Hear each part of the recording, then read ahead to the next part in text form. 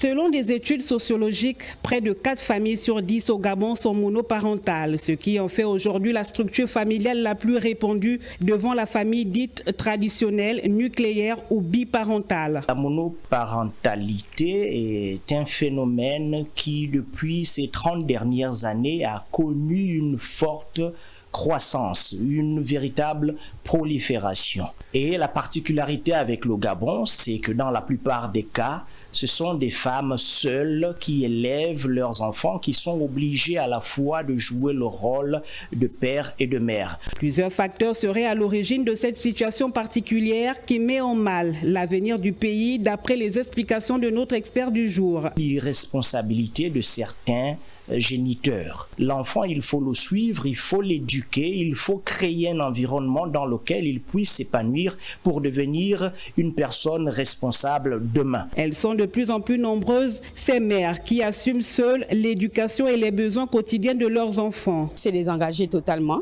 ils n'en voient rien. Bon, la nourriture, depuis qu'on s'est séparés, il ne fait pas. Même des fois, il m'arrivait de demander aux enfants que dites à votre papa qu'il manque ceci.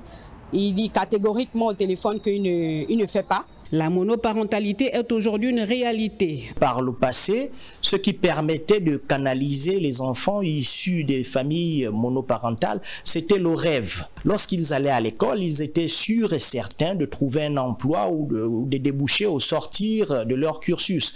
Mais nous sommes aujourd'hui dans une phase où le rêve gabonais est quasiment brisé, donc il faut le reconstruire. Lorsque vous allez aujourd'hui à l'école, vous n'êtes plus sûr de trouver un emploi. Entre difficultés économiques et responsabilités éducatives, de nombreux parents se retrouvent seuls face au destin de leur progéniture. Pour les spécialistes, le soutien social et les politiques familiales restent essentiels afin d'accompagner ces familles et de garantir l'avenir des enfants.